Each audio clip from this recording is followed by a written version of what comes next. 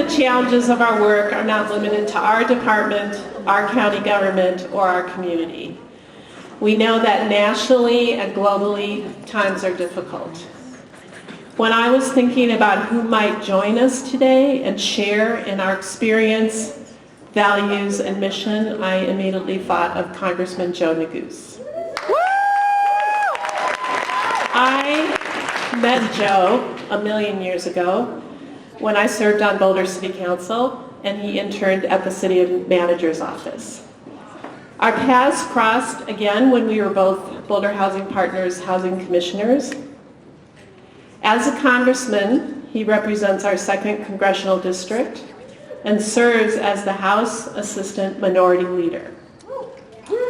As a son of immigrants, Representative Neguse's lived experience drew him to public service, expanding opportunities for all Americans, and you can see why Representative Neguse's daily demonstration of his why meant his participation today would be so meaningful.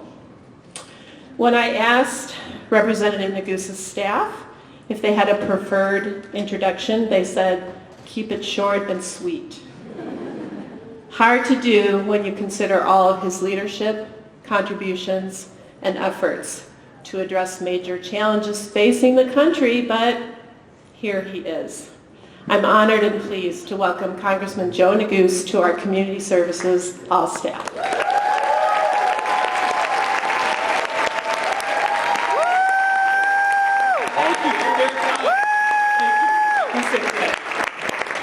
First, let me just say, I have the privilege of representing Colorado's 2nd District, as Robin mentioned, which includes 54 towns and cities, 12 counties across northwestern Colorado. I've never had the opportunity to speak to the Community Services Organization within any of the 12 counties that I represent.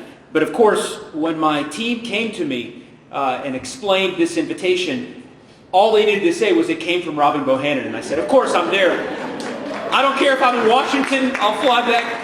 I will not miss an opportunity to be able to say thank you to her. And I promise this will link back to part of what I want to do impart to all of you today. But I spent most of this week in Washington. I got home about 1 a.m. last night. So if I seem a little bit off kilter, that's why. Although it also may be because I spent the last 5 days in Washington, which is not I wouldn't advise anyone to do. But one of my favorite things to do when I'm in Washington is to give constituents tours of the Capitol at night. How many of you have been to the U.S. Capitol? Show of hands. Okay, well, so those of you who have not, I hope you will come to Washington, D.C., and I promise you that if you do, I will give you a personal tour of the U.S. Capitol. And Robin Bohannon will make sure that that happens.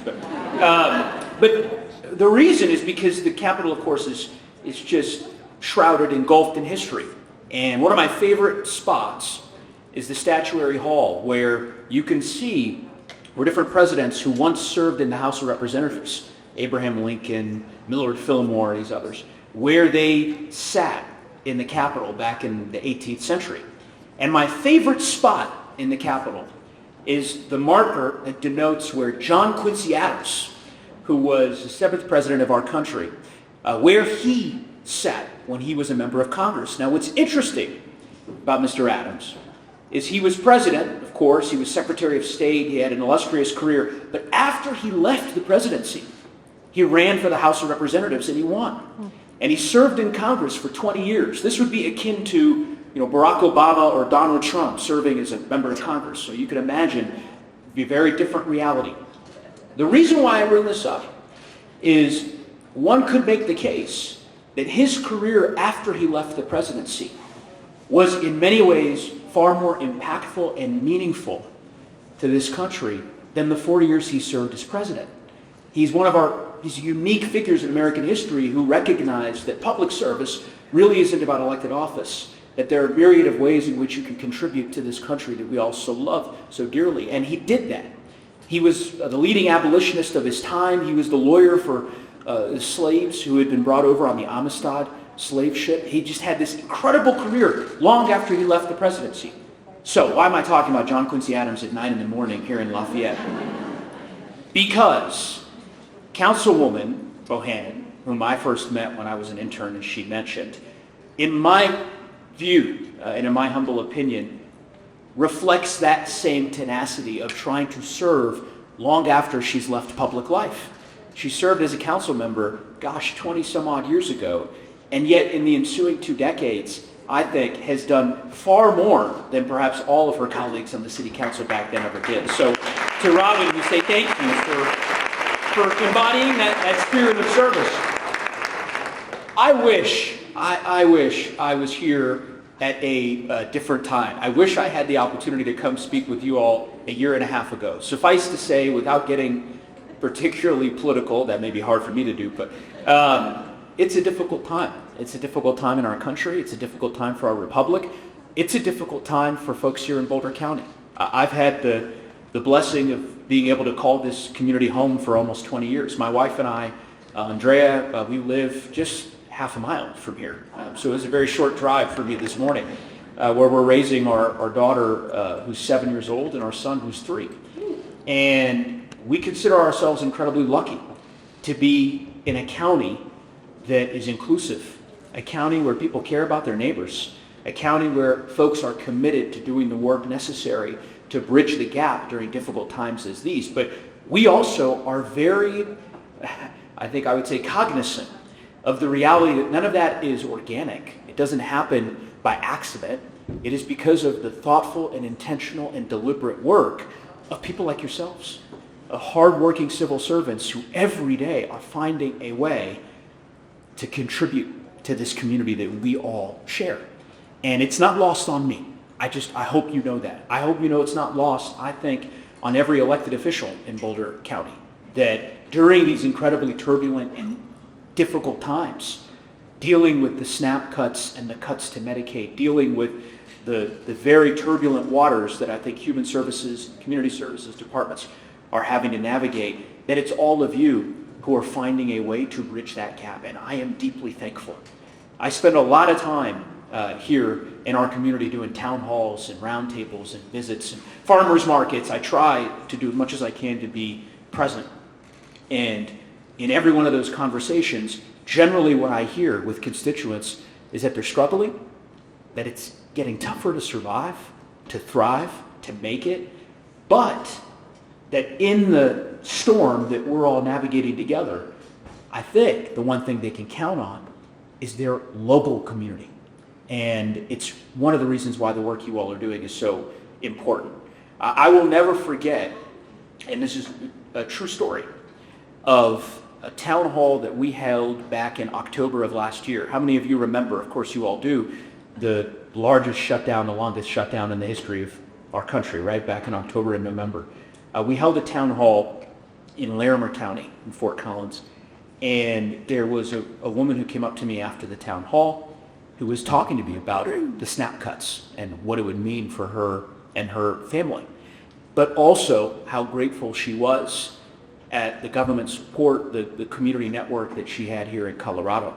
And I hear those same stories here in Boulder County, I hear them in Grand County, and I have no doubt that that's all a reflection of the work that you all do. The final thing I will say, because you all have a packed agenda, and I suspect a lot of robust and fulsome conversations about how to continue to improve the work that we're all doing together. One of my favorite quotes is from Maya Angelou, who once said, essentially, that people often forget what you've said, they may forget what you've done, but they'll never forget how you made them feel.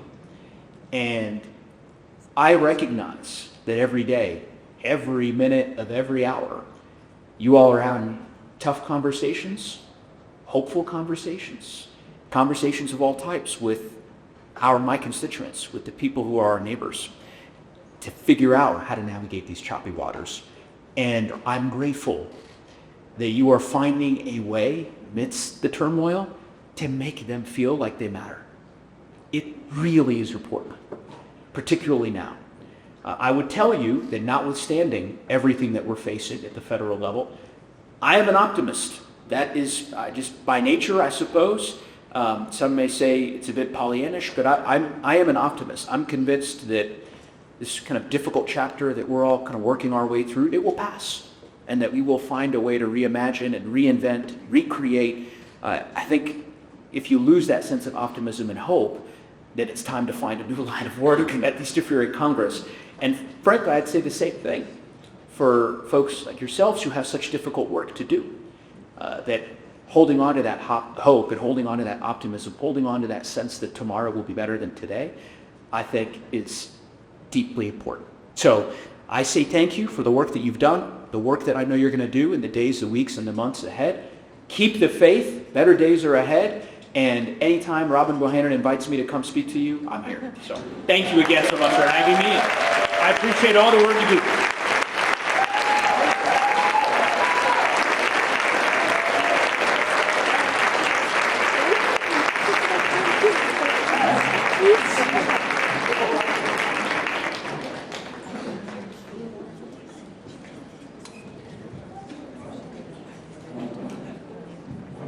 And yes, I paid Joe for those kind words.